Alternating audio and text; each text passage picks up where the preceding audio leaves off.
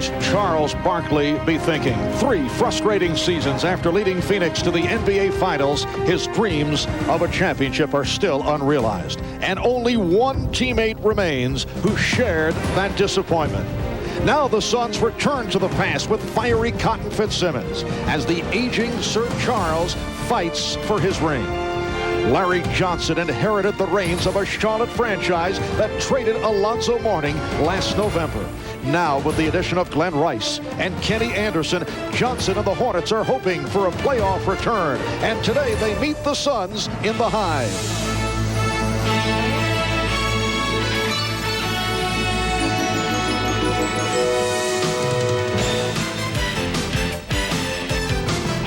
This is the NBA on NBC. It is a 58-degree overcast day in Charlotte, North Carolina, as we welcome you to the NBA Game of the Week. A capacity crowd, better than 20,000, turning out at the Coliseum in the Queen City. And for the Charlotte Hornets, at 31 up, 31 down, it is a contest for the 8th and final playoff spot in the East. They are 3 games behind Atlanta, only a half game in front of Miami. While the Phoenix Suns are scrambling for playoff seeding, a record of 32 and 32. They're in the number 6 slot. They're 2 games in front of the Portland Trailblazers. Hi, everybody. Marv Albert along with Matt Gukas, and this a matchup of 2 teams battling for playoff position. 2 teams that are sparked by their star forwards, Larry Johnson and Charles Barkley. Matt, let's start with Phoenix, and Barkley is having a magnificent season. Well, Mark, Charles has been healthy. He's only missed 7 games due to a toe injury. He's still one of the 10 best players in the NBA. Now, this season's production compares favorably to his 1993 MVP year. The big reasons, Charles is staying closer to the basket, and he is in fantastic shape. Now, the Charlotte Hornets have won 3 of their last 4, and Larry Johnson has been on a tear as of late. He's averaging better than 26 points per game over the last 5 games. And he has made the adjustment from a power player to a more versatile one. Now, you expect his 22 points and 9 rebounds a game, but his playmaking is a big reason why the Hornets feel they're coming together as a team. But for Charlotte to hang on to the final playoff spot in the East, Larry Johnson must be a leader in every way. All right, so coming up, it's the Phoenix Suns and the Charlotte Hornets from the Hive here in Charlotte.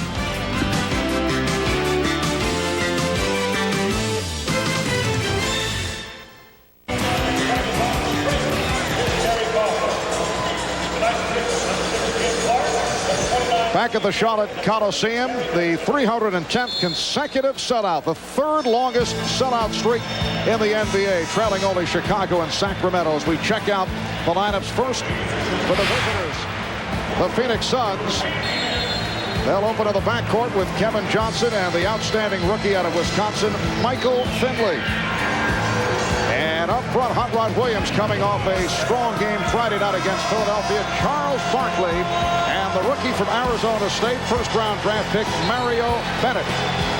And there is Cotton Fitzsimmons. This his 3rd stint as head coach of the Phoenix Suns. He was the Suns senior executive VP and handling color commentary on radio. Look at the Hornets, and they'll open up with Anthony Goldwire, originally a 2nd-round pick of Phoenix last season, playing for the injured Kenny Anderson, who we will see later on. Glenn Rice leading the Hornets, averaging better than 22 points per game. And up front, Robert Parrish in his 20th NBA season, along with Larry Johnson and the vastly improved Matt Geiger. And there is Alan Bristow in his 5th season as head coach of the Hornets. A Hornet team that last year went 50 and 32, best record in the history of the franchise, and then lost in the first round of the playoffs to Chicago, 3-1. Steve Javie, Jim Clark, Gary Benson are the officials, and Charlotte controlling the opening tip. This is Goldwire with it. He has come to the Hornets by way of the CBA. Rice looking to put the move on. Barkley wanted to travel. Rice opens up by hitting the long jump shot and a 2-0 Hornet lead. Well, Glenn Rice, when he gets off to that kind of start, it could be a lot of trouble for Phoenix. He's an excellent perimeter shooter, a 3-point threat, and also a dangerous post player with this particular lineup. And Barkley off the mark. Rebounded by Geiger.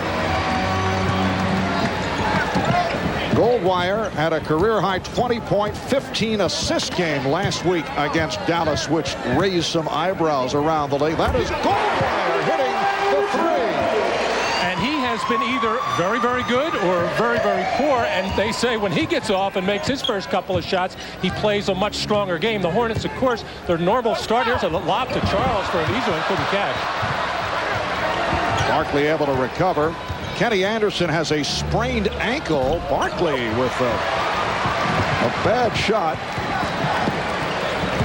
Anderson said the ankle is still sore. Did play 20 minutes Friday night against Toronto, and we'll see him later on. Geiger throwing up the air ball. I don't know, Matt, it's the noontime start here. Both teams taking poor shots. Both teams kind of mirror images of each other. Both score about 104 a game.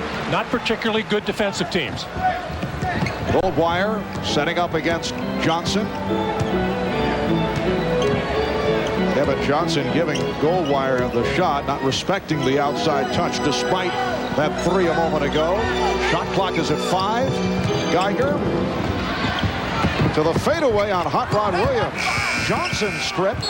That's an inadvertent 24-second buzzer because they had hit the rim, and the officials will discuss it. They'll reset the clock. Well, we saw the double team on Larry Johnson, who really isn't a post player, much as Charles Barkley does not post up that much. They would prefer to catch the ball about 17, 18 feet out on that left wing, face the basket. That way they avoid a lot of double teams. They see the defense, and they can make their move from there. So Phoenix will get it back. The Phoenix Suns in their last game Friday blew out the 76ers 128-102 at the Spectrum. The Suns shot 78% in the second half. Solid game for the former Sixer Charles Barkley. 29 points and 12 rebounds. Kevin Johnson had a career double. Kind of a sleepy start here by Phoenix. Rice for 3. Geiger on the rebound. Geiger shooting. Hornets up 7-0. Well, so far Matt Geiger has been aggressive. That's what earned him a starting spot and earned him all this playing time. Not waiting for things to happen, trying to take things under his own control. I think Cot Fitzsimmons has much to talk about as he's called for the 22nd timeout. Well, this is the second and final meeting of the season between these two clubs. When they met back in December in Phoenix, Charles Barkley had the big game for the Suns, 22 points, 10 rebounds, but that just wasn't enough as Glenn Rice hit for 33 for the Hornets, and Charlotte came away with a 15-point game. The numbers on Rice back on December the 12th in Phoenix, 11 of 18 from the field. He had 17 in the first quarter. Charles Barkley said the other day that was the low point of the season for the Suns. Well, they had a lot of low ones early, mainly because of all the injuries that they have. And how about the way the Hornets were devastated right before the start of the season, lose their starting center, Lonzo Mourning. Well, the Phoenix Suns finally get on the board. Michael Finley with Phoenix's first field goal, and it's the Hornets with a 7-2 lead. Goldwire trying to find the pick. Taken on the switch by Finley. Johnson facing a double team. Shot clock at 1. Goldwire gets it off. Well, this is not what you normally see from the Charlotte Hornets, working that shot clock down. Alan Bristow would like more up-tempo than that. Kevin Johnson against the Sixers on Friday. Kevin Johnson with his 11th career triple-double, 14 points, 13 assists, 10 rebounds, plus 4 steals. Rice with that quick release. Williams with the rebound. Hot Rod had a good one on Friday night. Backdoor pass attempted, deflected out. But Steve Javie says last touch by the Suns. Well, the Charlotte Hornets would like to get more motion, more passing game, but this one just going around the perimeter side to side, and finally Geiger in a lot of trouble there. It's the first time he hasn't shot it when he touched it. Final Goldwire. Charlotte on Friday night here at home did not have an easy time, but beat the Toronto Raptors.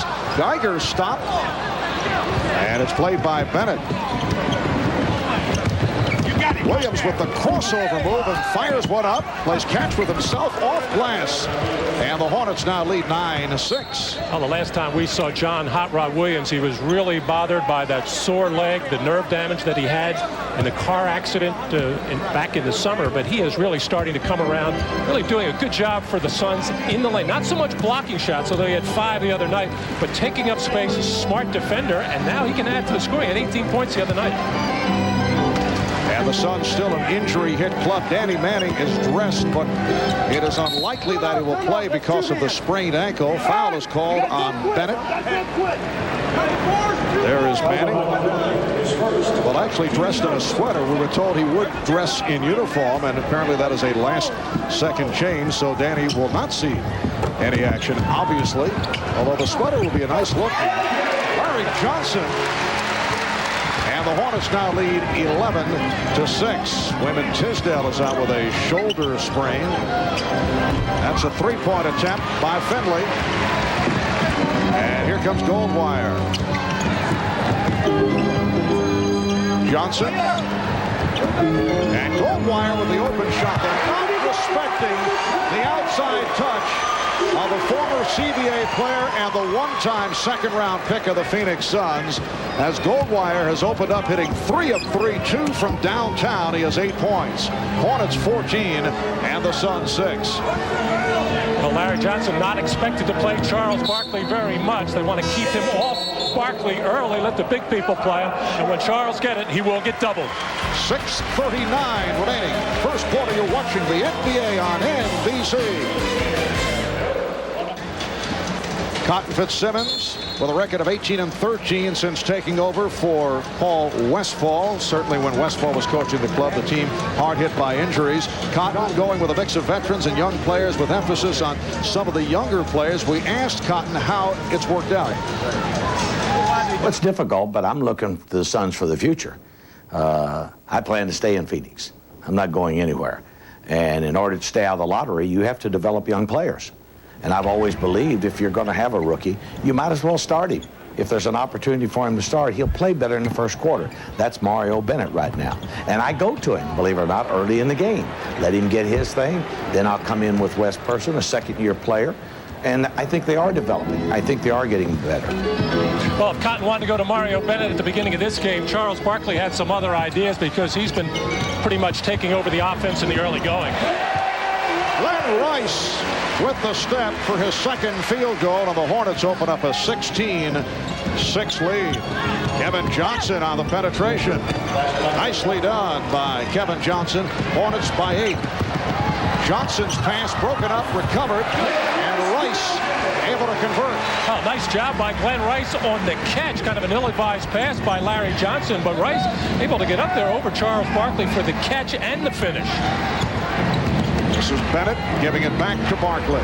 Open shot for Barkley, and that is his first field goal. Charlotte 18 and Phoenix 10. Oh, he is on fire. Anthony Goldwire, 4 of 4 from the field. He has 10 points. And normally Kevin Johnson will look to take it right back at a defender like that who has been scoring on him, but the double team prevented it. Another rebound from Matt Geiger. Geiger with 4 here at the start of the first quarter. Larry Johnson for Matt Geiger. And Charlotte has hit on its last 6 shots. Geiger with a second field goal. Hornets up by 12. And the Phoenix defenders are not even coming close to challenging any of these shots right now. And Cotton Fitzsimmons looks exasperated.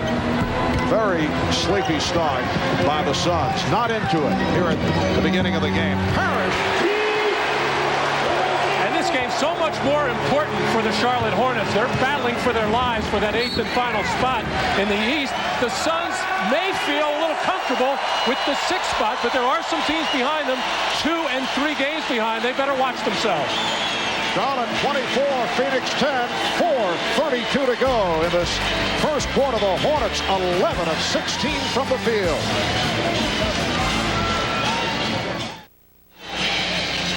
Back in Charlotte, Marv Albert with Matt Gukas, and as always, we are joined on the sidelines by the Dean of Sideline Reporting, Ahmad Rashad.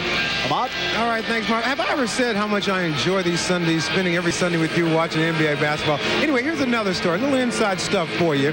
Charles Barkley appears as though he's lost weight. He told me last night he has not lost weight. What he has done is added muscle to his body. He says after the last 3 years, Michael Jordan has finally talked him into starting to lift weights. He said it has paid off in a big way because he has never felt this good at this time of the season, and it's paid off in the way he's been playing.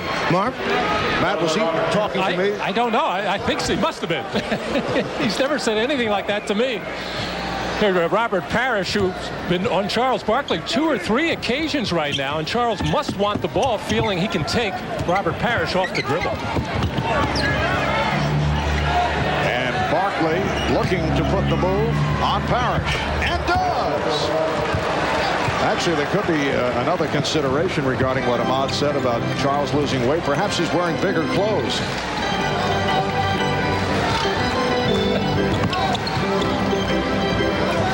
I know you're suppressing the laugh. Yeah, I'm holding back. Here's Goldwire for 3. That's the first time he's missed, but he's able to follow up for the rebound. And Geiger pops it back out, so they have a new shot clock to work with. Just completely out-hustling the Suns. The Charlotte Hornets much more into this game. But keep in mind, on Wednesday night, Charles got off to a very slow start against Detroit, finished with 45. A 3 for Larry Johnson. And the Hornets are up 27-12. Charles Barkley's career high is 47 points. You mentioned the 45 against Detroit. Also hit 5 from three-point range in that game. Nice recovery by the man they call Super Mario. Mario Bennett, 6'9", 235-pounder, first-round draft pick out of Arizona State, who has come back from arthroscopic knee surgery. Williams with the rebound.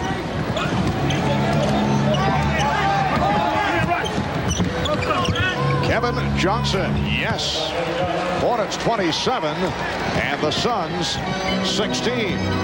Phoenix Suns, after winning 13 of 18 and 8 of 10, have dropped 4 of the last 6, but they're in the midst of a long road trip. This is the finale of a 5-game road journey. They split the previous 4. Johnson. Well, we've talked so much about Larry Johnson making adjustments in his game because he does not have the explosion that he did have in coming out of Nevada, Las Vegas, because of the back problems, the knee problems, but from time to time you will see that strong move to the basket. Well, he's much improved. He's had to work a lot on his physical conditioning. Charles now starting to take the ball to the basket. I'm sure he's a little bit miffed the fact that the Charlotte Hornets would put Robert Parrish on him. John Hot Rod Williams taking a finger in the eye as Barkley easily beating Parrish off the dribble, which he should be able to do. And Hot Rod in there on the follow-up, no doubt took the finger in the eye from Matt Geiger. We're just under 2 minutes remaining. First quarter, Hornets up by 11. Here's Geiger, who is popping from all angles. He is now 3 of 6 for 6 points. 31-18, Charlotte. Hot Rod Williams lost the grip, and he was fouled by Robert Parrish. For Parrish, his second. Robert Parrish saying that he's looking to play yet another season, and reportedly the Hornets are interested in having him next year. Well, they love the way he's playing right now. He has now given this team a little bit of a defensive identity, at least at the start of ball game. Of course, the Chief, with all that experience, knows how to play defense. He can't execute, of course, like he could a number of years ago. But, you know, that experience, that savvy can certainly help the Charlotte during this run to try to make that 8th and final spot. You know, the Suns finally took about 10 minutes to get into this game as far as running the play, and then they started running the little 2-man game, the pick and rolls, making the Hornets have to adjust defensively and then getting some openings. But starting out the game just firing jump shots, that's going to get you in trouble anywhere, but in particular on the road. Minute and a half remaining in this first quarter. Hot Rod Williams still trying to work on that right eye. Took the poke just a couple of minutes ago. Was able to hit the first free throw. go to the Charles Barkley technique, following along the lines of Michael Jordan. Recently, Charles closing his eyes, shooting some free throws, which I'm sure was appreciated by Cotton Fitzsimmons. Well, Charles has never shot them better. 77% right. this year. There must be something to it. Hornets by 11.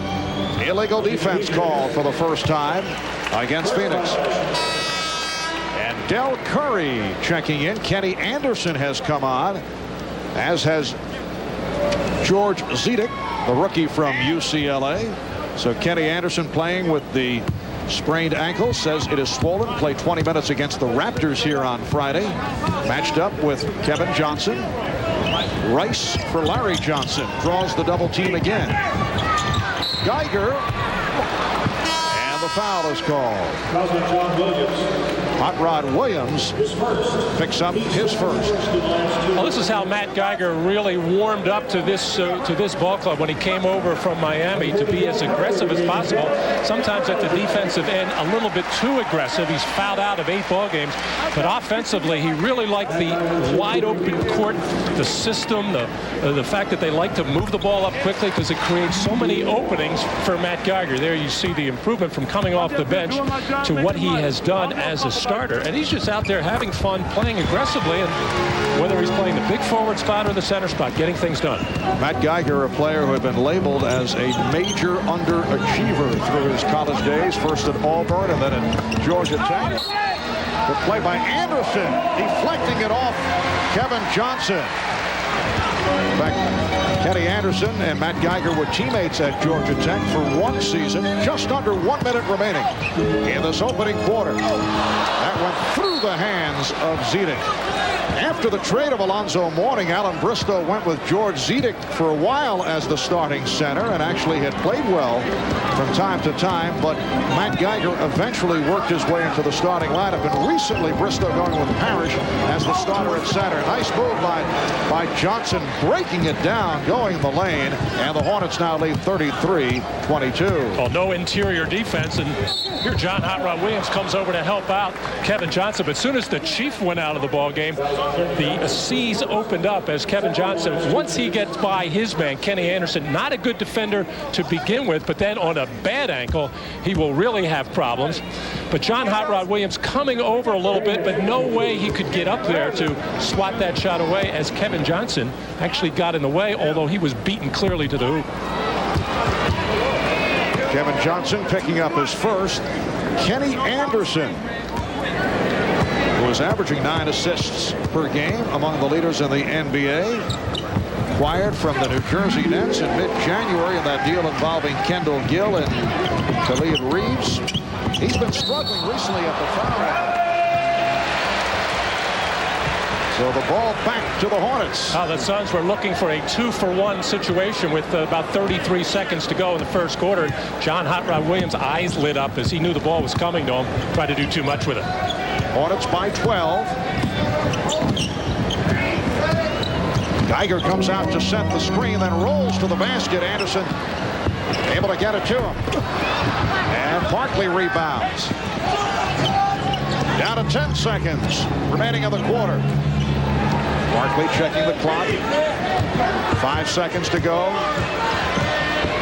And he pops from downtown. So after 1, here at the Coliseum in Charlotte, Hornets lead 34-22.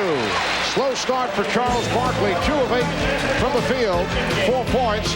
Larry Johnson hitting on 3 of 3 for 7. We'll be back at the Hive in a moment.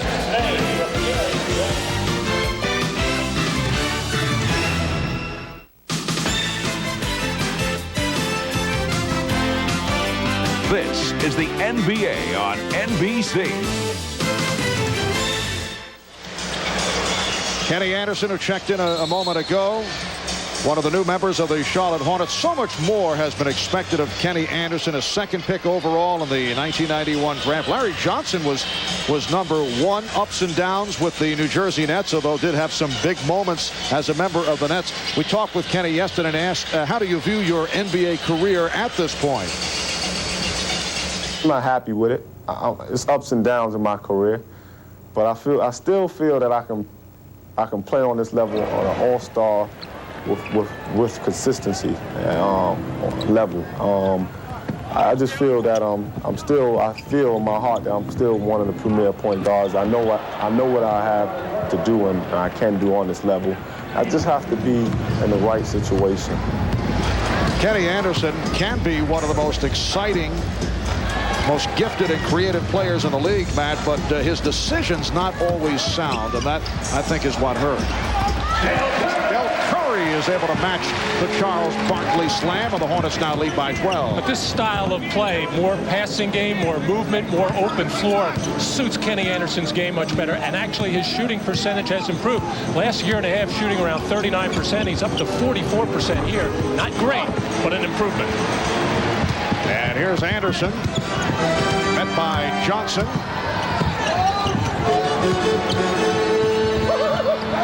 See, Kenny Anderson is favoring that angle under normal conditions. What a tremendous matchup this would be between Johnson and Anderson. Matt Geiger going high off glass. 10 points for Geiger. And the Hornets lead by 14. Well, Kenny Anderson really has his problems defensively, and especially in this situation, the two-man game, it really puts the Hornets defense at a disadvantage because he just doesn't fight hard enough over screens. He's not strong enough. Wesley Person, who just came in off the bench to start the second quarter. Zedek on the rebound. George Zedek, rookie from UCLA by way of Czechoslovakia. Anderson and Zedek able to get to the offensive board. Zedek backing Hot Rod Williams, showing us the hook shot. Boy, you can see that coming a mile away. He sets it up, a couple of dribbles to the middle, and then a sweeper to the baseline. Geiger with the rebound. The combination of Geiger and Zedek controlling the boards. Anderson putting moves on and pops it back out. Here's Rice. Rice taking it to the basket. And that was set up nicely by Kenny Anderson. And when he has shooters like Del Curry and Glenn Rice out on the floor, he can get some business done because he can get in the lane and then kick out to the open shooter. And Rice did a nice job of taking the ball on the dribble. They double up on Barkley. Barkley fouled by Geiger. And for Geiger, his first. Well, Kenny Anderson getting into the lane. Knew he had a shooter out on the perimeter somewhere. It's Glenn Rice and Michael Finley realizing the good three-point shooter that Rice is. Runs him off that.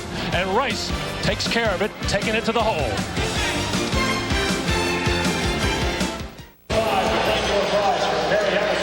Back in Charlotte, the Hornets with their biggest lead of the ball game, a 16-point margin, 9:23 to go in this first half. The Charlotte Hornets led by the combination of Matt Geiger and Anthony Goldwire with 10 points apiece.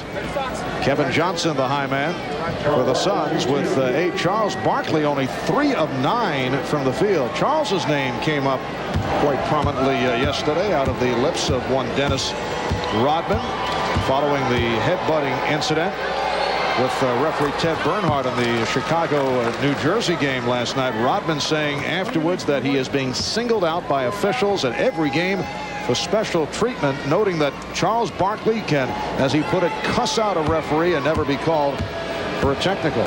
I guess it depends on how you cuss him out.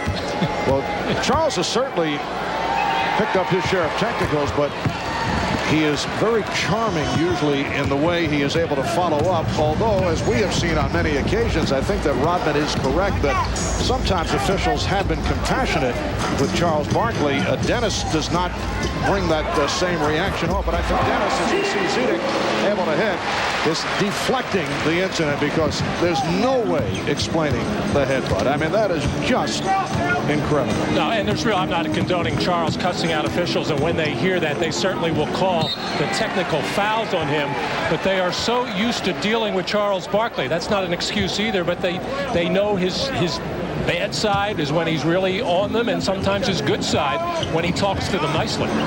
But he has been out of control as of late. He's been on the border on a couple of situations. Person cuts it to 42-28. And we talked to Phil Jackson, Michael Jordan about that last week, and they said that, yes, they were concerned because it really wasn't happening that much in the early part of the year. It's just been the last month or so. And the foul is called. It's an offensive foul on Glenn Rice, his first. Well, Glenn Rice with the big height advantage over Michael Finley, and the long arms able to back his way in and get a good shot, but a little bit too much into it. Both teams with small lineups out there right now. Joe Klein and Zedek, the opposing centers. Everybody else in that 6'6" and under category. Even Larry Johnson and Charles Barkley. Larry's probably about 6'5" and a half. Charles maybe 6'4" and a half. But they play a lot bigger. Joe Klein on the floor for the very first time. Rob Thorne was at the game last night. The end is a steal by Anderson. And a loose ball foul, according to the official Jimmy Clark. Foul on Elliot Perry, also checked in a moment ago. Word from the NBA is that they will not announce what their decision is regarding the incident until tomorrow. I would think we're looking at several games. I cannot see how a player can get away with making contact on an official. Well, we saw a headbutt earlier in the week with Gary Payton on Joe Wolf, and it cost him a game. Larry Johnson and Charles Barkley in the collision. And the foul called on Barkley, who sarcastically applauds the call of Steve Javie. And, of course, the funny smile with the mouth guard here, and a little bit tough to tell there. Charles anticipating very nicely. The little clap, a little sarcastic, good call. But I think Steve Javie, the referee, took it in a way that it was a good call. Johnson. And Barkley able to get to it. Perry, Finley, Person, Klein, and Barkley on the floor now for the Phoenix Suns. Elliot Perry, Michael Finley, played by Pete Myers. Shot clock at 5. And a bad pass. Johnson able to intercept. Here's Myers. Zedek put it on the floor. Curry for 3. Now Curry, one of the outstanding long-range shooters in the NBA, has that lightning-quick release. Well, Charles Barkley had the right idea. Try to run Curry off that open shot. He ran at him, but Curry able to show the ball and get himself gathered, and he does not need much time, Mark. Curry putting the move on Curry, and Curry with the steal. Finley, oh, what a move. Yes, and it counts. And Finley took a poke in the eye. Michael Finley able to squeeze his way through, going high off glass, was fouled by Larry Johnson, and a timeout is called. Michael Finley trying to shake it off. Here's Finley with the step, and there's the foul. Zedek got him in the eye. We'll be right back.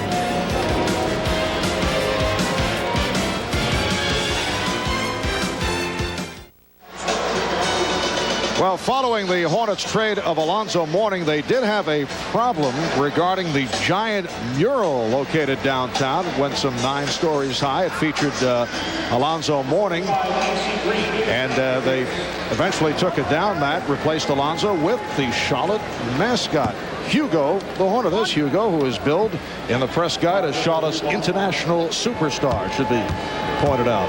I understand he's a free agent, so they could be looking for somebody else on the building next year. Right. You know, they took a vote here in Charlotte.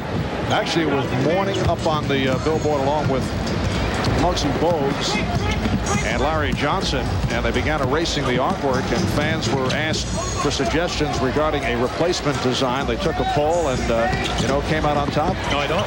George Zedek. But then they decided to take it down and put up Hugo.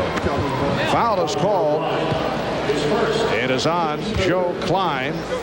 There's George Zedek, who spent 3 years on the Czech junior national team. First-round draft pick.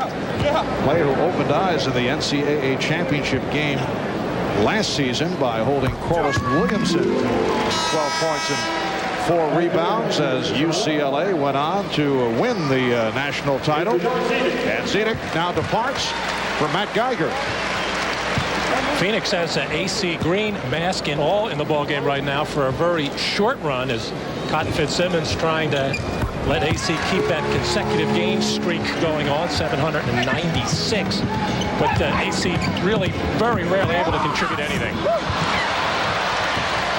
Wesley Person was expecting the contact that led to the hard shot. Here's Curry for 3. One of the things you do not want to do if you're the Phoenix Suns is give that man any kind of look at the basket. You can see the outstretched arms of Cotton Fitzsimmons and say, hey, fellas, that's all we talked about. Never leave Del Curry at the offensive end. Klein with very little room. Anderson on the rebound. Myers on the wing. Nice feed for Johnson. And the Hornets are just running the Suns off the court. They now lead 52-31. Charles Barkley had gone to the bench for a little bit of a rest, and the Phoenix Suns just do not have enough depth, especially in the front court, and especially when Barkley goes out. 5:40 remaining in the first half. It's Charlotte now by 21 points. Myers with a nice dish. 3-on-1 converted by Johnson. The Hornets up by 21 over the Suns in Charlotte. Coming up on the Prudential Halftime Report, we'll take a look at a controversial week in the NBA. Julius and Peter discuss the controversy involving Mahmoud Abdul-Rauf. Also, Dennis Rodman's latest misadventure. Right now, it's back to Marv, Matt, and Ahmad at the Hive. All right, Hannah. The Charlotte Hornets have outscored the Phoenix Suns 18-9 in the second quarter. Del Curry with 8 of the Hornets. 18 points. He's hit 2 from downtown. And Charlotte 64% from the field. 21 of 33. Hot Rod Williams with a nice move. He has 8 points. The Hornets are up 52-33. Cotton was telling us yesterday that he doesn't run any plays for John Hot Rod Williams. He has to get them all on opportunity type baskets. Yet they came out of that timeout clearly a post play for John Hot Rod, and he delivered. Curry, Anderson, and Myers in a 3-guard setup. Johnson and Geiger are the big men. Shot clock is down to 2. And here is Myers. Pete Myers in a second go-around with Charlotte after spending some time with Miami. How about Miami last night winning over the Houston Rockets? So they're only a half game behind Charlotte. And with Alonzo Mourning in foul trouble, only playing 22 minutes in that ball game. But Hakeem Olajuwon's shoulders have to be very, very tired the way he has carried that team. Although a lot of those CBA players deserve a lot of credit for the way the Rockets have played with all their injuries. 10 points for Hot Rod Williams.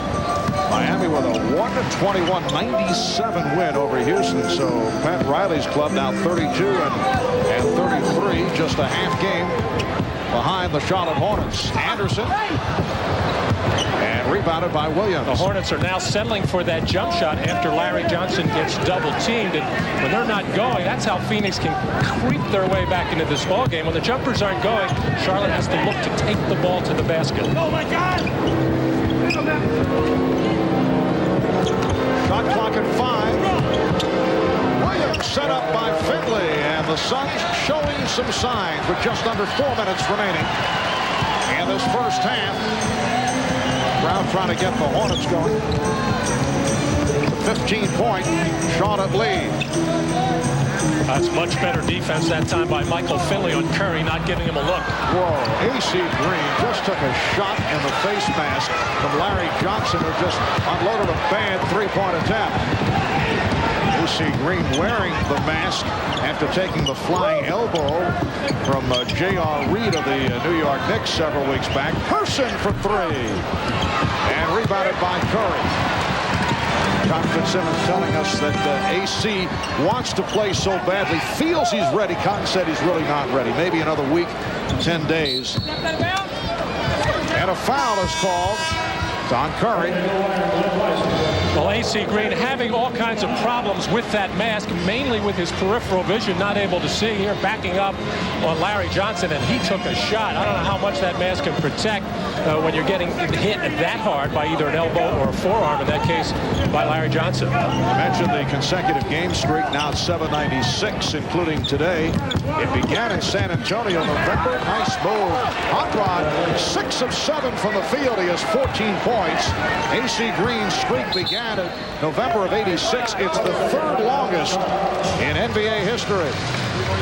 And a 20-second timeout has been called off the 8-0 run by Phoenix. For more on A.C. Green, let's go to Ahmad Rashad.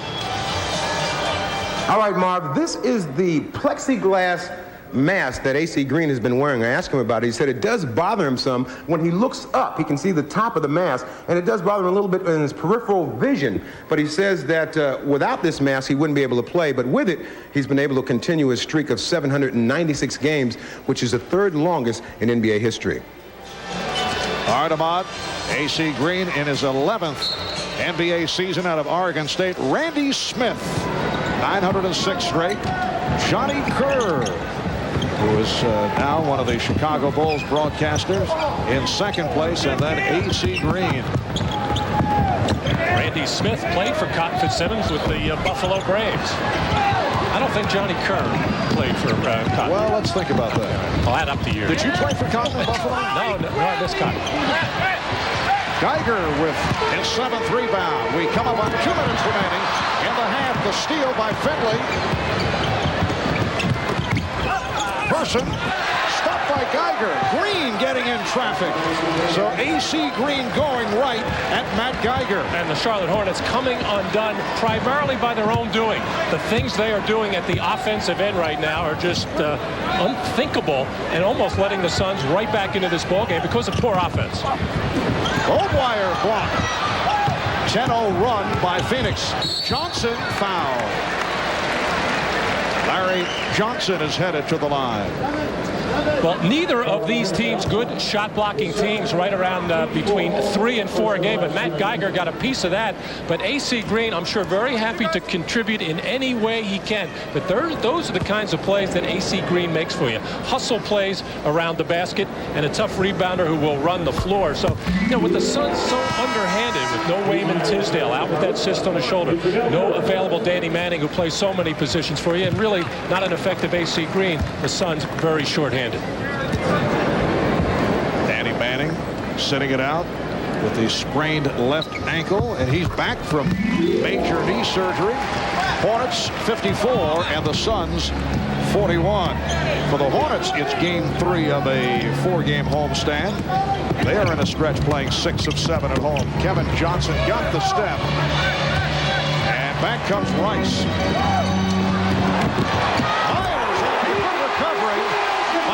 Johnson.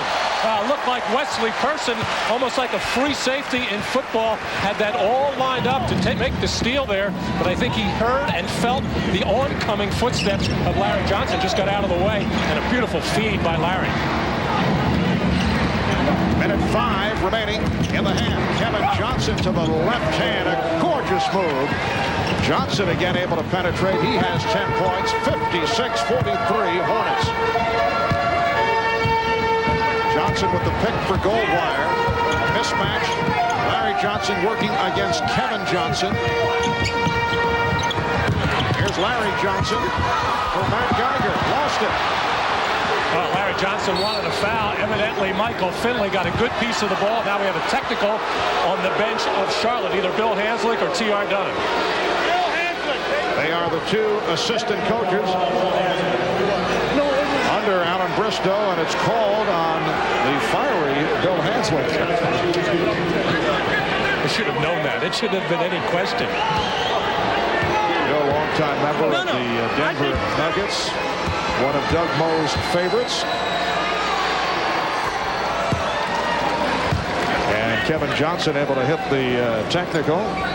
T.R. Dunn played for Phoenix back in 88-89. Larry taking it hard to the basket, got stripped or fouled by Michael Finley. By Larry Johnson's reaction and the bench's reaction, they felt he got a lot of harm on the play.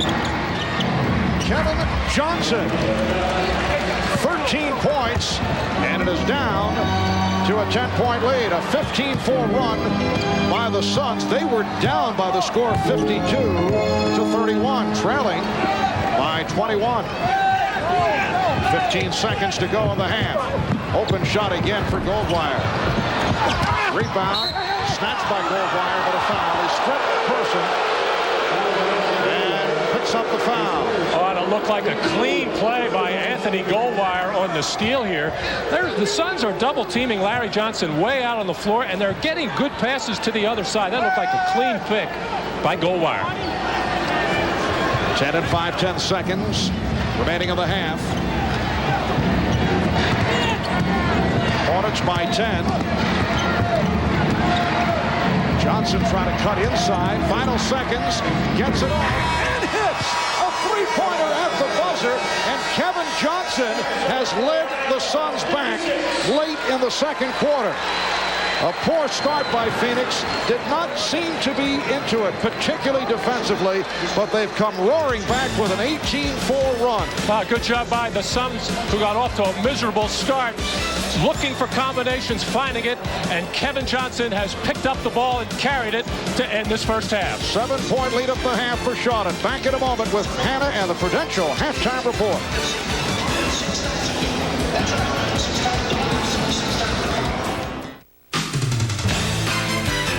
This is the Prudential Halftime Report, brought to you by Prudential. Live well, make a flag, be your own rock. Halftime at the High with the Hornets leading the Suns 56-49. Hi, everybody. Hannah Storm along with Julius Irving and Peter Vesey. One other game going on in the NBA, the Pistons hosting the Denver Nuggets. We take a look at highlights from that one now. And, of course, the big story there, Mahmoud Abdul-Rauf standing in silent prayer during the national anthem. There was hardly a reaction from the fans at that point, but later on, flag waving and boos throughout the first half. The Nuggets jump out early. Antonio McDyess getting the pass inside, slams it home. Denver leads by 9. Detroit answering back. Grant Hill drive in the lane, lays it in. Their leading scorer, rebounder, and assist man as Hill continues to have a tremendous season. But, Peter, perhaps more significantly, the D is back in Detroit. So all you have to know about their effort this season is that they're giving up 93 points a game. Last season, it was 106. And Joe Dumars, the only player on this team left from the championship seasons. How does he fit into this equation? Well, I'll tell you, he fits very prominently. You know, Doug Collins is doing a great job. He's the coach on the sidelines, but Joe is the coach on the floor. He brings the Detroit Pistons the same thing that Magic Johnson brings the Los Angeles Lakers. Okay, right now, Detroit with the lead as they continue to fight for playoff position. They're the 5th seed in the East as it stands right now. Coming up next, a busy week gets busier for the commissioner's office. First, Mahmoud Abdul-Rauf, and now Dennis Rodman. After a message from Prudential and a word from the NBA, we'll be right back.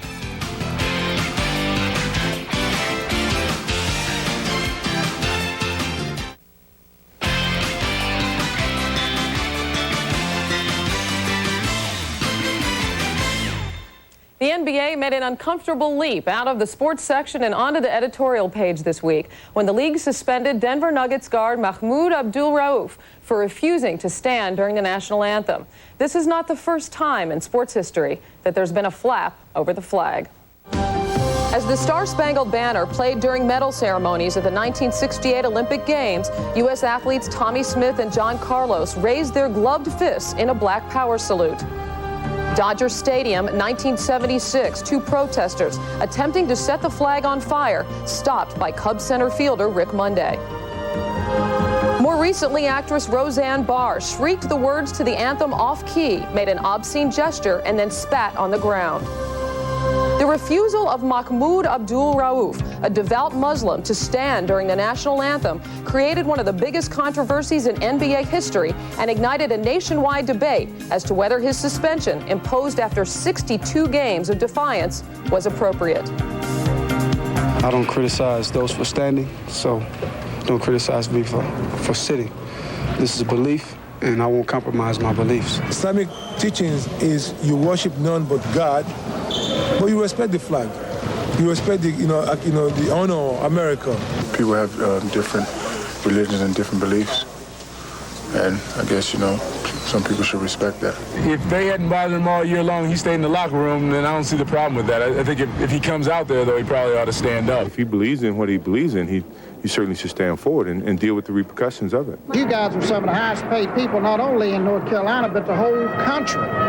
So show some respect. If you don't want to, you're just telling me you want to be traded. On Tuesday, Abdul Rauf said that he was considering quitting the NBA. And after sitting out one game, he had a change of heart, agreeing to abide by the league rules. Friday night in Chicago, he stood, he prayed, and then played.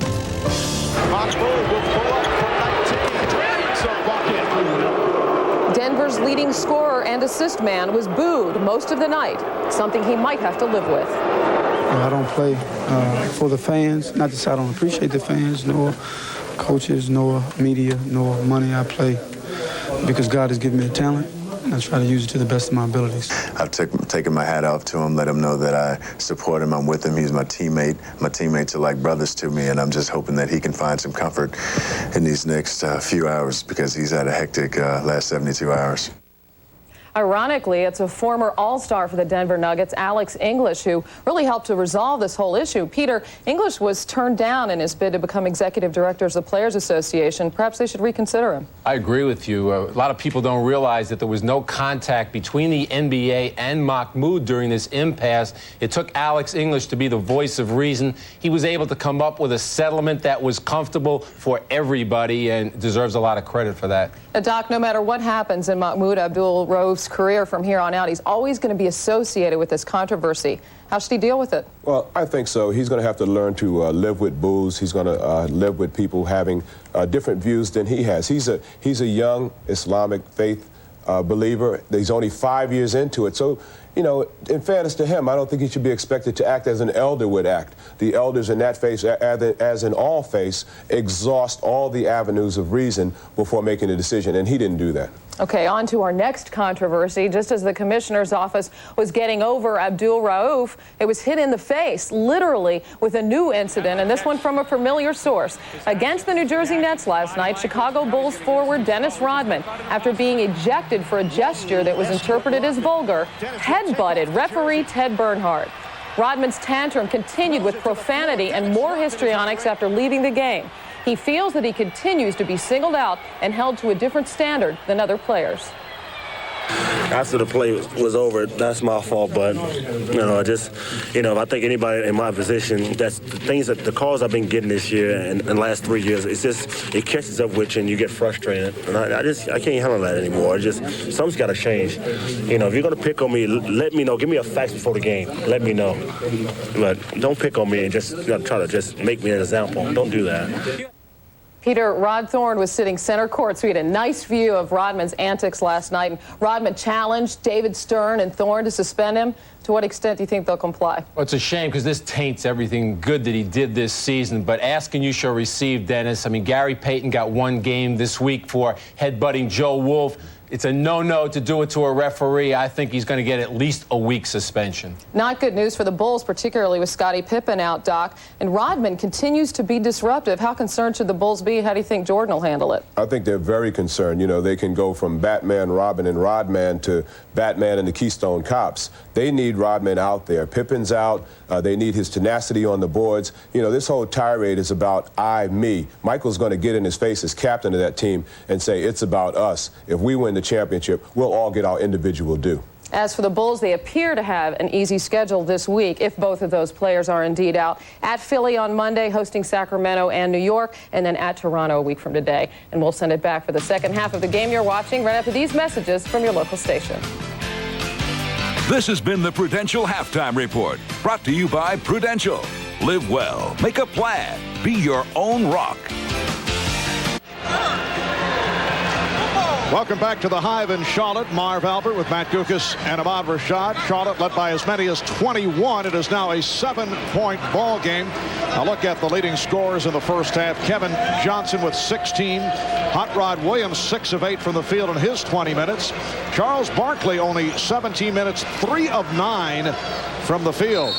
8 points. Larry Johnson, 13. Matt Geiger and Anthony Goldwire with 10 apiece. I think you got to look for Charles Barkley to start taking Robert Parrish to the basket more and not settle for jump shots. Yes, that is what we did see right at the start. Ahmad Rashad saying that Paul Silas pointing out to him that that was not what they were looking for, as Barkley did open up with a barrage of outside shots. Geiger got the step. Matt Geiger with 12. And the Hornets lead 58-49. It's a strong, aggressive move by Matt Geiger, using the screen well, stopping dead in the lane and getting John Williams right on his back.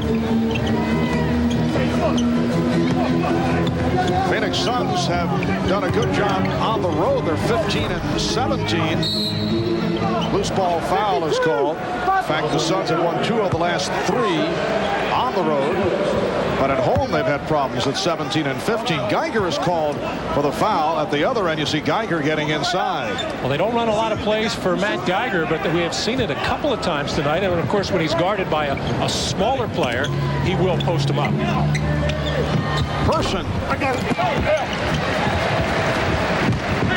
Wesley Person is now 1 of 7 from the field. Well, Cotton got absolutely zilch from Mario Bennett, and normally they like to go to him early in the first quarter. He never really got a clean touch, consequently never got himself into the ballgame. A series of moves by Larry Johnson, but could not apply the finisher. Finley with Rice back.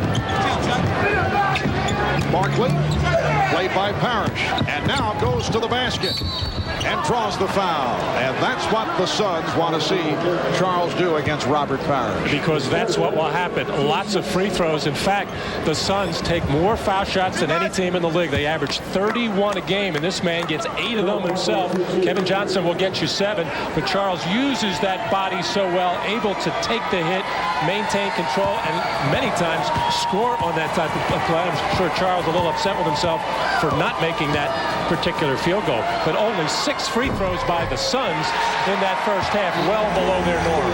And they shoot 77% as a team, which is second in the league. You see, Charles has lifted it. He's at 77% for the season.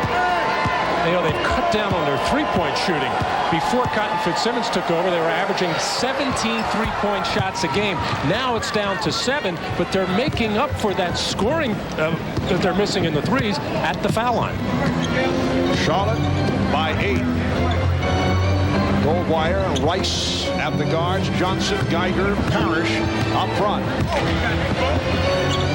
Geiger. Geiger, 6 of 11. He has 14 points. Matt Geiger over the last 30 games has averaged 14 a game. And Kevin Johnson has been unstoppable. 18 points now for Johnson. Well, he is, especially when he's making a couple of jump shots. That'll make his defender come out just a little bit more. And Kevin does not need much daylight to beat somebody off the dribble. Goldwire hit from behind. Nice pass from Johnson. Foul committed by Person. And Anthony Goldwire will go to the line. Well, Larry Johnson already has 7 assists in this ball game. He won't get credit for 1 here, but a nice feed to Goldwire. In his last 4 games coming up to this one, Larry Johnson has been averaging 9 assists a game. And of course, you're going to do that when you have shooters like Glenn Rice and Del Curry out there. But it's one reason why the Hornets have been playing much better as a team. They all feel like they're going to get to touch the ball. Charlotte with a 10-point lead. 2.5 gone by in the third. Finley undecided, wanted to shoot, changed his mind. Hot Rod Williams and Robert Parrish with the rebound. Well, I just can't understand that possession. Not going to Charles Barkley to really test Robert Parrish and make him work defensively.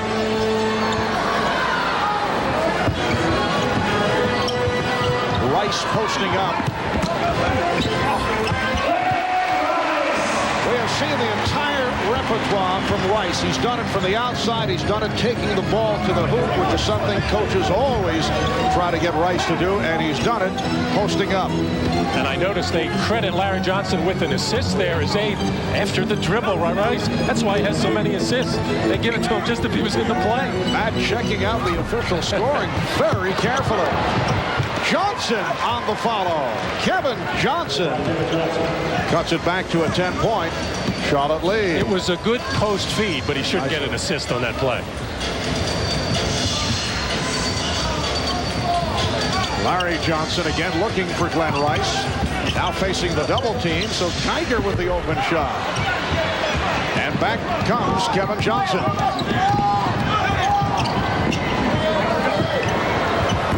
Person not able to hit from downtown. The strip by Hubbard, but Matt Geiger able to rescue. A good job by Goldwire to seal off Kevin Johnson from the basket to kick out to Wesley Person, who can't make by a field goal, but he has to continue to take that shot. He is a dangerous perimeter shooter. 3-second violation is called. Robert Parrish, 42 years old. He's actually a 42-year-old grandfather in his 20th NBA season. And now Jim Clark upset with Cotton Fitzsimmons. Kareem Abdul-Jabbar leading the way in terms of games played, followed by Robert Parrish, who will eventually pass him by. That was a warning from Clark. Didn't like what Fitzsimmons had to say. And apparently a technical foul was called. And I didn't really see it and sort of see what Cotton Fitzsimmons was unhappy about. His team got the possession and had been calling a set play for Kevin Johnson. And the next thing I know, Jim Clark calling a technical. But Cotton Fitzsimmons, one of those coaches on the sideline who keeps a constant chatter going on with the referees. Usually very friendly, but at times he can get under their skin. Yes, Cotton likes to use the needle from time to time. At first he was warned, and then the technical was called on him. Barkley with the crossover, and a foul is called. Maybe Cotton Fitzsimmons wants to keep Jim Clark occupied. You remember a few years ago at Madison Square Garden when Charles did a little hop, step, and a jump over the scorer's table, chasing Jim Clark down the hallway in New York. Yes, a memorable scene in Phoenix Suns history. Finley. Michael Finley, the rookie from Wisconsin. One of the outstanding rookies in the league this season. The Hornets lead 65-56.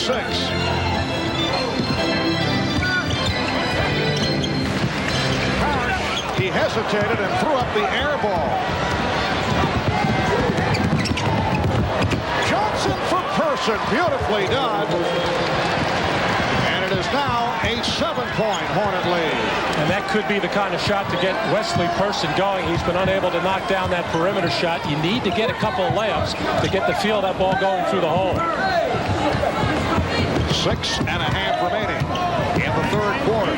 Boy, Michael Finley is working so hard defensively on a tough cover in Glenn Rice. And the foul is called on Finley. Timeout taken. We'll be back in a moment. A 56-degree overcast day in Charlotte, North Carolina. Indoors, better than 20,000 on hand. The 310th consecutive sellout. Charlotte has led the NBA in attendance the past 5 years. There was no foul called a moment ago on Michael Finley. A timeout was being called. So Charlotte will inbound with 2 seconds remaining on the shot clock. The Hornets lead the Suns 65-58. Here is Rice on the quick release just to get it off. And now Person on the run. Barkley met by Johnson. Very quiet game thus far for Charles Barkley. Pretty pass though for Hot Rod Williams. And the Phoenix Suns, down by as many as 21, are now trailing by 5.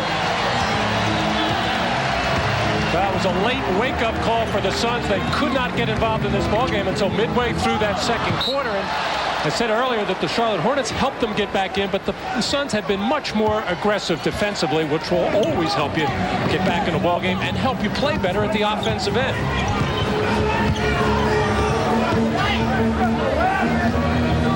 They clear it out for Kevin Johnson, but he pops back the other way. Shot clock at 5. Williams putting the move on Geiger. 24-second violation.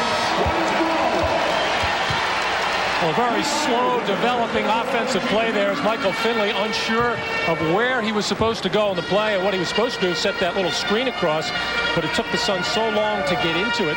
Normally defense makes offensive teams do that, but that time the Suns did it to themselves. Alan Briscoe going with the smaller lineup. Pete Myers is back replacing Robert Parrish. Here it comes. Ready? Myers cutting for the basket, then Johnson providing the pick. And Charlotte taking time developing on this sequence. It goes down to 5 on the shot clock, but Johnson was fouled. Foul committed by Person. Wesley Person, his second. A little switch there on the pick and roll type of play with Barkley and Finley getting caught with Larry Johnson inside. Finley's a strong, tough guy, not quite as strong as Larry Johnson, however. And Wesley Person, when he came over to double team, didn't really make it tight enough, and that gave Johnson the opening to get in the lane. However, the Suns did not think Larry was in the act of shooting. Larry Johnson certainly logging the playing time. Better than 40 minutes per game behind Anthony Mason of the Knicks, Grant Hill of the Pistons. Larry averaging just under 22 per game. 14 points this afternoon, and the Hornets lead by 6. We're approaching 5 minutes remaining in the third. Phoenix Suns at 32-32 in the number 6 slot as they battle for position in the Western Conference.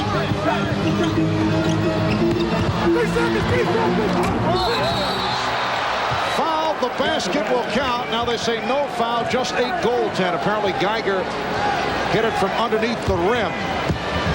Phoenix looking for the bucket and the foul. It is a goaltend. Nice pass again from Barkley. And the Hornet lead is down to 4. Beautiful interior passing. Actually, the Hornets are taking Charles' jump shot away from him, and he's unselfishly giving the ball up. Illegal defense against Phoenix. That is their second violation. And a technical foul awarded to the Hornets. And Cotton Fitzsimmons claiming that Wesley Person was above the free throw line. But he has to be very careful already with 1 technical foul. And Glenn Rice shooting the tee. Glenn Rice, who hit the elite level, making the All-Star team for the first time this season. Remember the game last year as a member of the Miami Heat, game that we televised here on NBC. Rice with the franchise record 56-point game for Miami against Orlando last April. Incredible performance. Finley on the strip. And then Johnson putting the move on Goldwire, but taken away by Larry Johnson.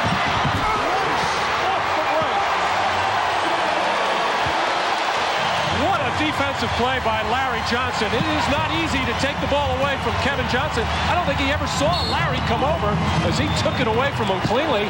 And not only that, led Rice in for the fast break. And Rice called for the foul.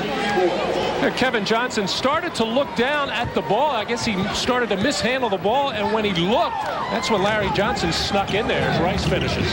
Hornets lead 69-62. Barkley posting up.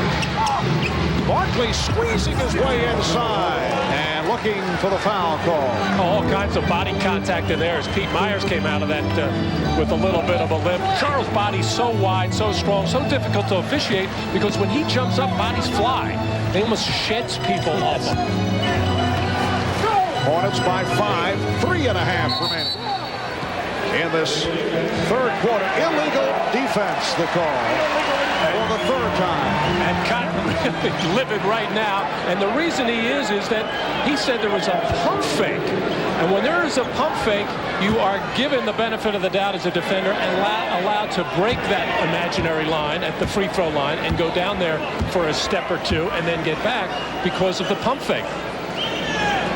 Again, Rice hitting the technical.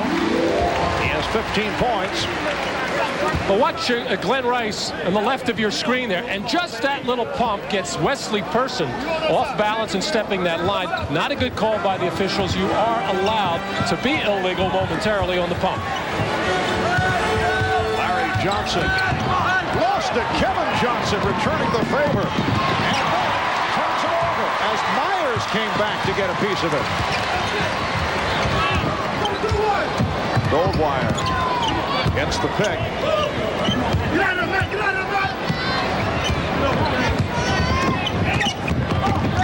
Goldwire stripped by Barkley. Has a 3-on-2. Put the pass behind Finlay.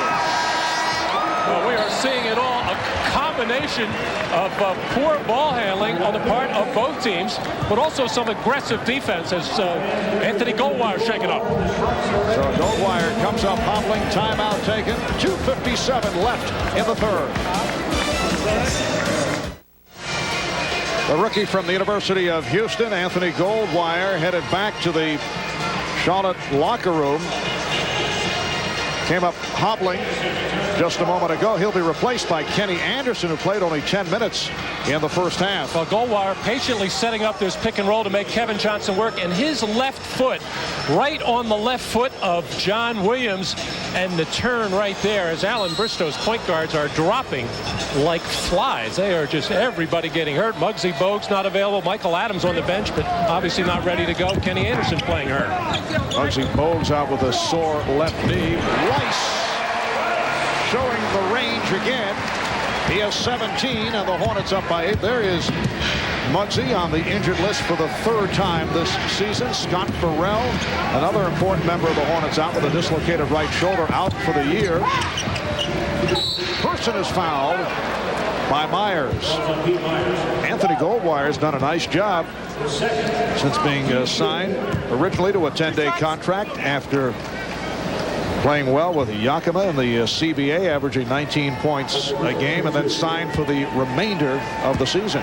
Eldridge Rickasner, the starter for the Houston Rockets, also played with Yakima last year, actually. Matt, you know your CBA. You got to. You know your rosters. We're going to see more and more CBA players, especially with the new salary structure that we're all expecting to see come summertime. And Johnny Bach was telling me before the game on Goldwire, he bench presses 275 pounds. Not bad. He's, what, 6'2", about 175. The Hornets by 6 with 2:10 remaining in this third quarter. Hot Rod Williams. And a friendly roll for Wesley Person. Well, he has been trying to take the ball to the basket a little bit more with the jump shot not going, so that one felt a little bit more confident leaving his hand, and he got the friendly bounce. And for the Suns, it is their second three-pointer, the 2 of 8 from downtown. Myers recovering. Slapped away by Person. Good play, knocking it out of the hands of Geiger. Johnson with the pull-up. Yes. And the Phoenix Suns have come from way back, trailing by as many as 21. And now within 1, they've hit their last 7 shots. A minute 20 to go in the third. Anderson. And the crowd beginning to turn on the Hornets. Johnson again. The Suns have taken the lead. The Suns 73 and the Hornets 72. Kevin Johnson with a sensational performance. He now has 24 points. Johnson with the pull-up over Anderson, 11 of 15 from the field. So the Suns lead for the first time this afternoon. The 18-4 run at the end of the second quarter brought them back They were trailing by as many as 21, and they now lead by 1 off the 9-0 run here in the third. Well, it's kind of an interesting substitution early in the third quarter by Alan Bristow when he put Pete Myers into the ball game, ostensibly for some defensive purposes. Pete Myers is a hustling, aggressive defender, but normally Alan's philosophy is we're going to try to outscore the other team, and that's when you would bring in Del Curry. But for some reason, Alan went to the defensive end, and it really didn't pay off. And since Goldwire's gone out, Kenny Anderson back in there right now, and Kenny Anderson, you can see, has not played very much recently when he hurt because of the sore ankle, and he is not really into the flow of things. And for more on the Anthony Goldwire injury, let's check in with Ahmad Rashad. Ahmad? All right, thanks, Marvis. As you saw in that last replay, Anthony Goldwire just twisted his ankle when he stepped on the foot of Hot Rod Williams. He was taken into the locker room and had his ankle untaped and then retaped again. He is back on the court, and he is expected to play. Marv? All right, Ahmad. The Suns now 31 of 56 from the field, shooting 55%, and they've hit their last 8 shots. 1:05 remaining in the third quarter, and the Phoenix Suns have taken a 1-point lead after the awful start, in particular in the first quarter.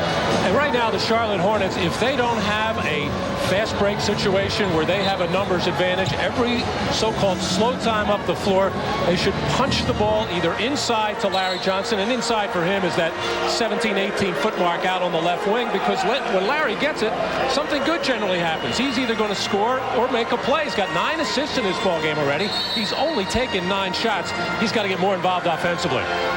Robert Parrish back on the floor.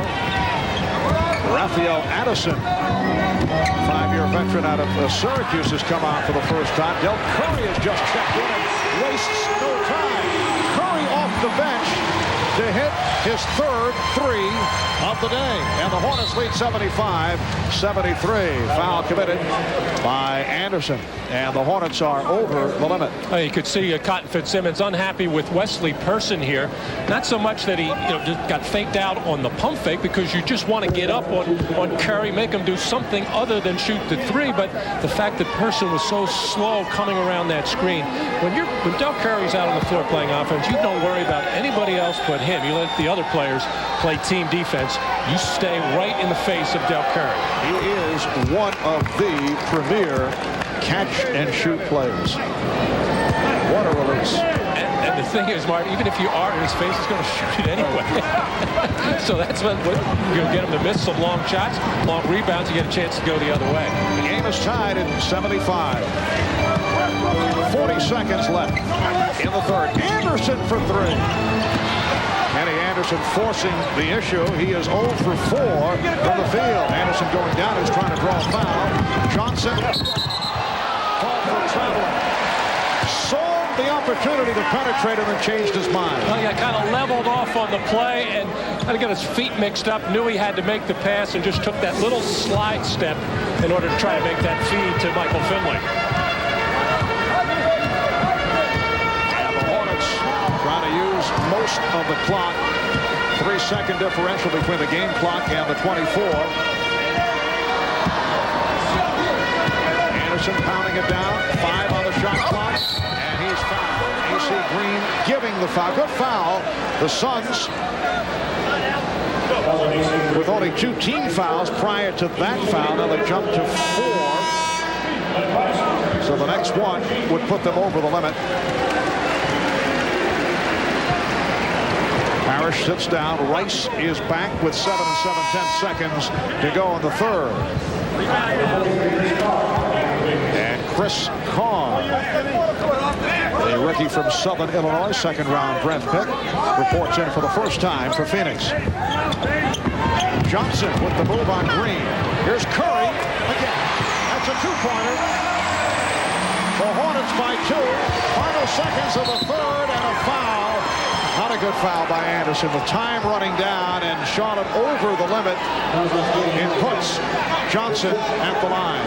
And the Charlotte Hornets are a team in the position they are right now, battling for that final playoff spot. They can't make mistakes like that, especially on the home floor. They've got a monster schedule ahead of them. At the end of this month, they have to go on a long 5-game West Coast trip. They've got to take advantage of every home win they can get, and that means making good basketball plays, and that wasn't a good one right there.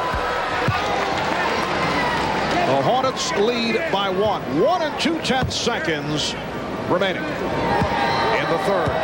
27 points for Kevin Johnson. And the game is tied. Larry Johnson unleashing.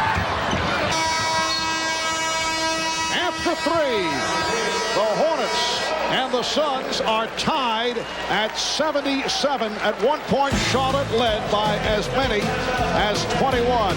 Kevin Johnson, 12 of his 28 here in the third. Also has 6 rebounds and 6 assists. We'll be back after these messages and a word from your local station. This copyrighted telecast of the National Basketball Association may not be retransmitted, reproduced, or rebroadcast without the express written consent of the NBA. Kevin Johnson, so important to the success of the Phoenix Suns. It's a different scenario for the Suns this season, who at the moment are a 500 ball club, number 6 spot in the Western Conference. We talked about the Suns' playoff chances with Kevin Johnson. Our main focus is to play good basketball at the end of this month and going into April, leading into the playoffs. And if we do that in a series, we feel very good about our chances. We're a veteran team. We can win on the road. We don't mind playing on the road. There's not a team ahead of us in one of those 5 seeds that we haven't beaten or can't beat. They're all very good ball clubs, but we feel very good about our chances. I mean, it's going to be one time in the playoffs that we're not favored, not one of the 2 top teams going into it, but we're going to be a team that I don't think most people are going to want to play in the first round. And if the playoffs were to start today, the Phoenix Suns would be playing the Utah Jazz. And it could wind up either the San Antonio Spurs or Utah. San Antonio red hot, winning 9 in a row. And again, Person gets the rim. Phoenix taking possession off the offensive foul committed by Raphael Addison. And the Suns now lead 79-77 as this fourth quarter gets underway. Wesley Person, after the slow start, has hit his last 3 shots. Parrish. Nice pass from Anderson, but the Chief could not put it down. Well, in olden days, the Chief would normally be able to stuff that. Nice play by Kenny Anderson to break the defense down, get in the lane, draw the defense, and find the Chief. Elliott Perry is providing a breather for Kevin Johnson, and a foul is called. A.C. Green had some words with Robert Parrish. Well, A.C. Green getting a lot of playing time, more than he has recently because of that problem with the face mask, hanging on and grabbing Robert Parrish. But while Charles Barkley was getting a rest there in the late stages of the third quarter, not that A.C. Green was producing much as far as statistics are concerned, but out there doing his job, letting Kevin Johnson do most of the damage. Curry. And back comes Perry. A.C. Green has played 12 minutes. Barkley setting up against Johnson. Perry, yes. Elliott Perry, the open man, taking advantage of the double team on Charles Barkley. And a nice decision by Perry that time. He explored the fast break, wasn't there. Go to your horse, get it to Barkley, and then he'll turn up a good shot. Foul committed by Perry. So the Phoenix Suns lead 81-77. And apparently, as Maude mentioned a moment ago, Anthony Goldwire is all right. And he replaces Kenny Anderson, who obviously is not himself with that sprained ankle. You ready? Let's go. You're good. I know you're alone. I'm helping it out. Rice being played by Finley. Here is Rice. Yes, and it counts. The foul committed by Finley, and Rice will go to the line. A really not bad defense here by Michael Finley, who has been battling Rice hard all afternoon. Bumping, trying to hold his ground, keeping one hand up. Didn't have enough to get up and challenge the shot, but Glenn Rice, who probably had the reputation as a guy who just shot from the perimeter in his early years, just a three-point shooter, and I guess he was when he came into the league, but he has really made tremendous strides, I think, in the rest of his game, especially at the offensive end, as far as taking the ball to the basket and posting up. 20 for Rice, and the Suns lead by 1. 2 minutes in, fourth quarter. Barkley's pass broken up. Goldwire gets the pick from Parrish. Rice and Green with the rebound. Now Rice has really become the featured player right now in the offense for Charlotte. He is outscoring Larry Johnson of the year by a point or so, but I don't know. I put the ball in Larry Johnson's hand. He's definitely going to draw a double team, and now you've got the threat of Curry and Rice on the perimeter. Illegal defense, the call against Charlotte. Timeout taken. Back in a moment. Miller, where great taste runs in the family, brings you Miller Moments. Today's Miller Moment features Charles in charge. Sir Charles, that is, taking charge in Game 7 of the Western Conference Finals against the Seattle Supersonics 3 years ago. Barkley with 44 points to go along with 24 rebounds, and he powered the Suns to victory and into the NBA Finals. In recognition of that moment, the Miller Brewing Company will donate $1,000 to the Thurgood Marshall Scholarship Fund. And you look back at that team that went to the NBA Finals, only Charles Barkley and Kevin Johnson remain. Well, things change quickly in the NBA. You know, Marv, the last 2 years, the Suns had such high hopes going into the playoffs and lost to the eventual champion both times, the Houston Rockets, after winning the first 2 games in both of those series. Very unusual. Last year, 59-23, first place in the Pacific Division for the Suns. They swept Portland in the first round, 3-0. Here's Perry firing, and the Suns lead 83-80. And then, as you mentioned, lost to Houston in 7 in the Western Conference semifinal series. 3 minutes gone by in the fourth quarter. The steal by Person. So he has turned things around. After the slow start, he was 1 for his first 8. And he now has 13 points. Suns lead 85-80. Right, the Suns have a very small team out there right now, but they're doing some good things with their defense out on the perimeter. And I'm still surprised the Hornets don't punch it inside. They finally do to Johnson. Larry Johnson with a power move. Suns 85-82. Elliott Perry, Wesley Person, Michael Finley in a 3-guard setup. Charles Barkley, A.C. Green are the big men. Finley for Person for 3. Rebounded by Parrish. Oh, and Larry Johnson just took Charles Barkley and threw him out of the way. Let's keep an eye on Charles and how he reacts to that.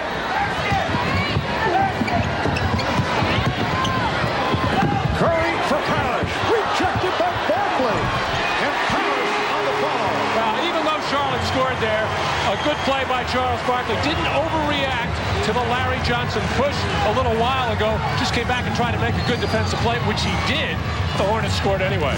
Suns by 1. And here's Perry. Elliott Perry has hit 3 of 4 from the field.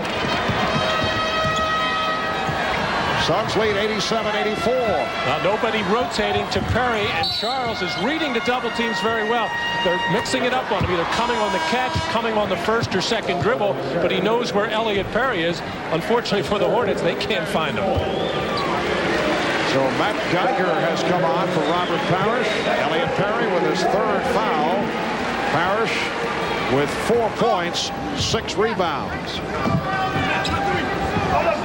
Geiger with Johnson and Rice on the front line. Curry and Goldwire at the guards. Rice posting up. Rice. Another nice move by Glenn Rice. He has 22. The Suns 87. The Hornets 86. And it was a strong, definitive move by Rice getting into the lane. And that's the one thing Philly does not want to let him do. Here's the double. Barkley looking for the open man. Shot clock down to 4. Barkley. Person. Beautiful reverse by Person, who just did beat the shot clock. Patience by Charles Barkley. That time Goldwire stayed home with Elliott Perry, the hot perimeter shooter. Charles Barkley kept exploring. He had Finley open. Not a particularly good outside shooter, but found Person inside. Oh, what a move by Goldwire. Does he get the call on the continuation? The officials discussing it. Stan Jabby, I should say Steve Jabby and Jimmy Clark talking it over. And they say no, that he bobbled the ball, so it was not a true continuation. Stan Jabby, Steve Jabby's dad, it should be pointed out, as you well know, Matt. I did that. Former NFL official. We'll be right back.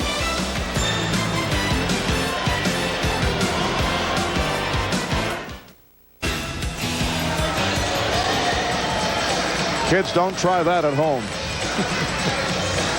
Coming up next, NBC Sports will present an NBA special, The Global Game, hosted by our very own Ahmad Rashad. We'll be exploring the growing popularity of basketball around the world. That's an NBA special, The Global Game, coming up next right here on NBC. 6:34 remaining in the fourth quarter. It's now the Phoenix Suns 89 and the Charlotte Hornets 88. Kevin Johnson is back. Elliott Perry did a good job.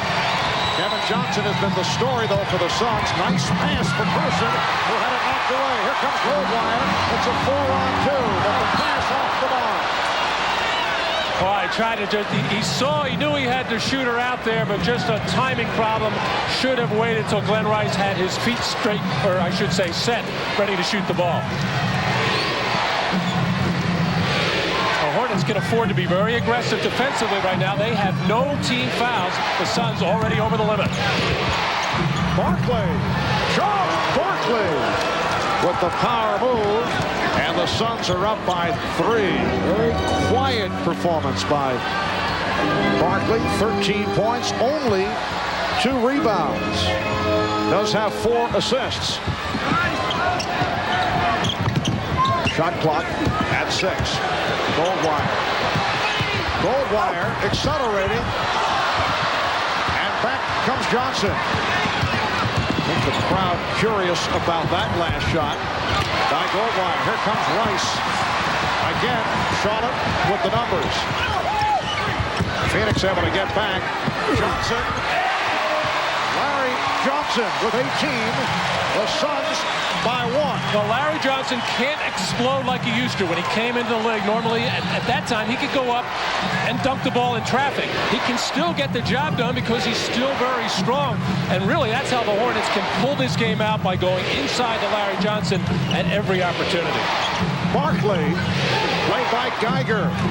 Kevin Johnson calling for the ball, and Charles indicating that it's under control, and then he's fouled by Geiger. Larry Johnson setting up camp in the lane there, making himself a big target. Got the feed in traffic, able to go up a 6'11" John Williams, who a few years ago was a good shot blocker, just very average right now, but he should be able to get a piece of that ball. He did have 5 blocked shots the other night, season high against the Sixers. Barkley trying to put the move on Geiger, goes to the spin and hits.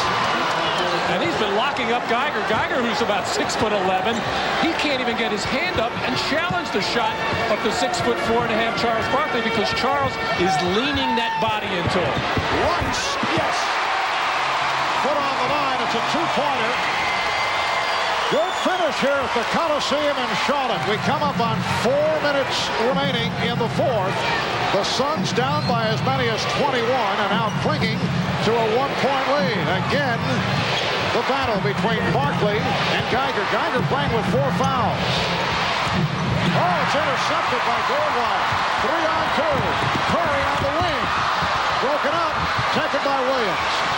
But a good move defensively called by Allen Bristow. Instead of letting Charles continue to work on and beat up on Matt Geiger, they came with a double team. The Suns only have one good perimeter shooter out on the floor, Wesley Person, so they only have to rotate to him as Charles Barkley working. A little surprised himself that the double team is not coming, and with that quickness, slips, has Geiger's hands down low, and Charles able to draw the foul. And Barkley again backing his way and slipping past Geiger in unorthodox fashion. Marv Albert, Matt Guokas, and Ahmad Rashad back at the Coliseum in Charlotte. 3:44 remaining in the fourth quarter. Timeout rundown. Suns with 3 and a 20. Hornets 2 and a 20.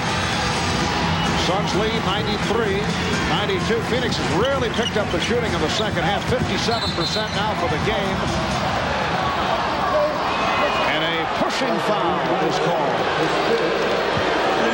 Foul on Geiger. That is his 5th. Quick step by Charles Barkley. Matt Geiger just does not have the mobility or foot movement to stay with Charles on that type of move, but only the second team foul by the Hornets. Phoenix is over the limit. Open shot from Finley, passed it up. Hot Rod Williams with a better percentage shot. And that had some explosion to it. He really got off the ground quickly on that one. One of the reasons why I think Kevin Johnson feels good about his team is he is really starting to come along. He being John Hot Rod Williams. 20 points and 9 rebounds for Hot Rod coming off the strong game against the Sixers on Friday. Suns with a 3-point lead. Shot clock down to 3. Goldwire.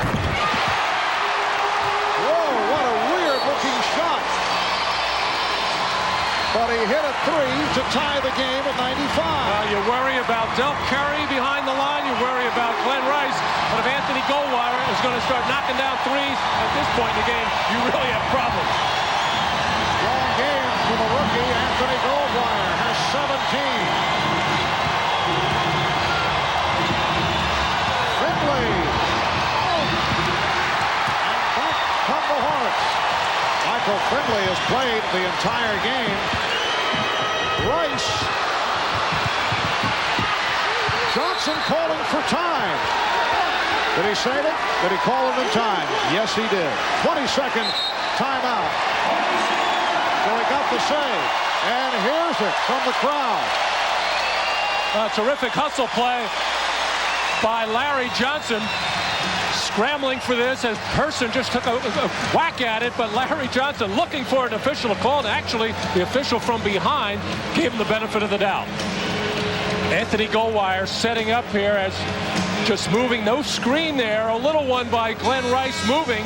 An odd rotation on the release there by Anthony Goldwire. Maybe it's because all that lifting of 275 pounds in the bench press. That'll affect your shot. Anthony Goldwire, who had a career-high 20-point game against Dallas last week.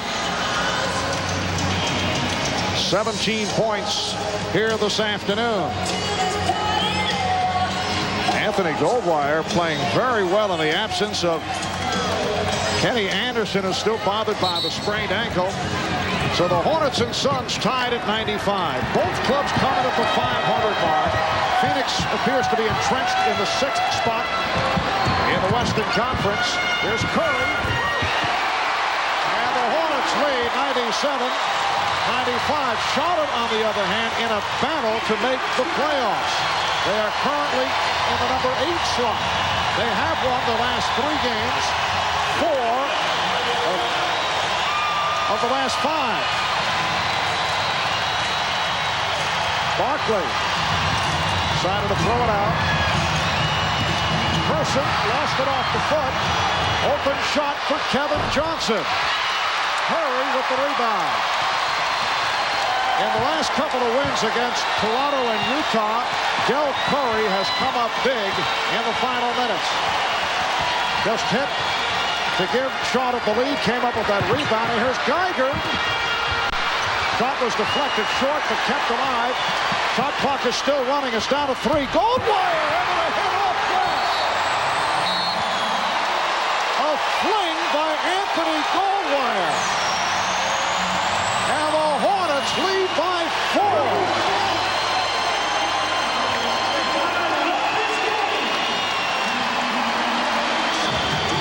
The Phoenix Suns calling for time with 1:20 remaining in the fourth quarter. Well, the shot clock winding down, 3-2 seconds. Goldwire in trouble, but able to gather himself and just fling it off the glass to give the Hornets a 5-point lead.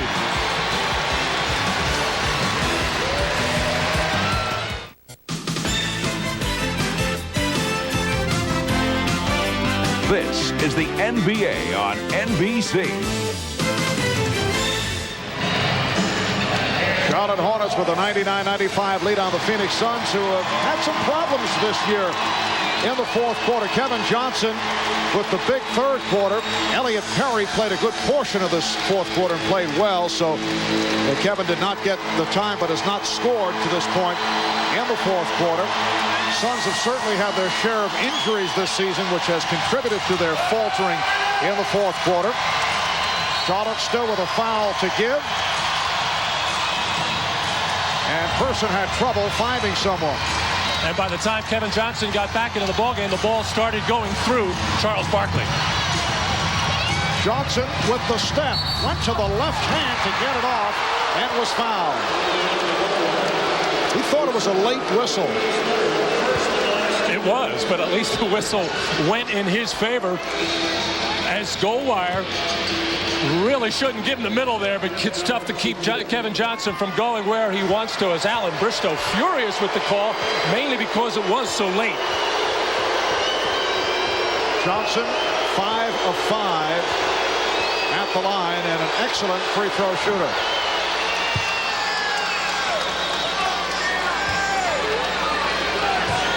Kevin Johnson 86% at the line. His best season at the line since back in 88, 89. Hornets by 2. 1:05 remaining, fourth quarter. Curry and Goldwire in the backcourt. Johnson, Geiger, Rice up front. Johnson got the step. The Hornets 101. The Suns 97. Cotton Fitzsimmons calling for time. 55 and 8/10 seconds remaining in the fourth quarter. It is a 20-second timeout taken by Phoenix. Well, not a good gamble here by Charles Barkley under the circumstances. As Kevin Johnson, when he gets the ball, you want to make him take a jump shot under pressure in this situation. Charles, on many occasions, however, is very crafty at reaching around, coming up with a steal at just the right time, but a step slow here, and that opened up the move and a beauty by Larry Johnson. You know, the Phoenix Suns' legs have to be a little bit tired. This is the 5th game of this road trip, which started in Orlando last Sunday, and maybe thinking about a little bit going home, but they've got a minute to try to do it here. Larry Johnson, 20 points, 11 assists, and 8 rebounds. 4-point Hornet lead. 45 seconds to go in the fourth. Barkley got the step. Barkley, beautiful shot by Charles Barkley, able to extend. And the Hornet lead is now 2. We are down to a half minute remaining.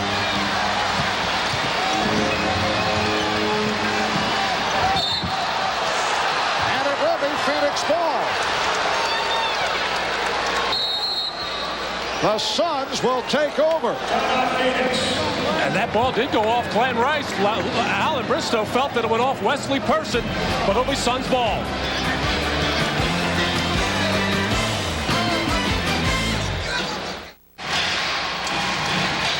Del Curry measuring, telegraphing this attempted pass to Glenn Rice, and that enabled Wesley Person to reach out and get a hand on it, and a terrible angle by referee Steve Javie way behind the play, giving the ball to the Phoenix Suns, as Alan Bristow at the other end of the floor had a much better look. And Cotton Fitzsimmons looking for a break, and I think he got it. 25 and 5/10 seconds remaining in the fourth quarter. The Hornets with a 101-99 lead. Phoenix with 1 timeout left. Charlotte with 2. The next foul by the Hornets puts them over the limit. Now, Charles Barkley was mimicking the long stroke. He may be thinking three-point shot here. They don't need a 3, however. Barkley feeling for Johnson. Down to 8 seconds. Barkley. Rice with the rebound. And foul with 4. And 1/10 second to go in the 4th quarter.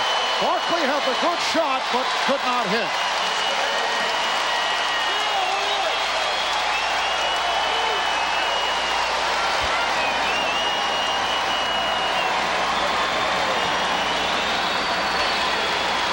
And we'd like to welcome those of you who have been watching Denver and Detroit.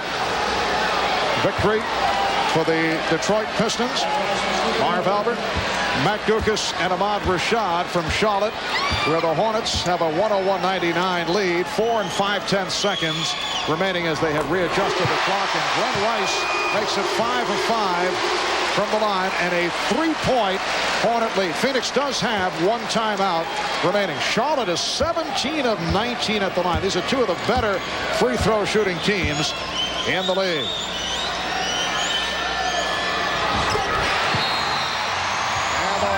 Lead 103-99. The Suns take the timeout. So the Charlotte Hornets looking to hold on to go over the 500 mark and move a full game in front of the Miami Heat. While a loss here today would put Phoenix 1 under 500 at 32 and 33 as the Phoenix Suns conclude the 5-game road trip. Coming up next, right here on NBC, an NBA special, The Global Game, hosted by Ahmad Rashad. A look at the growing popularity of basketball throughout the world. That is next, right here on NBC. Well, right now, Alan Bristow telling his team with the 4-point lead, 103-99, whatever you do, no foul, especially on any kind of a 3-point attempt by the Phoenix Suns. And all the Phoenix Suns have to do here is score as quickly as possible and then either go for that. You don't even have time to go for a steal. Take the foul.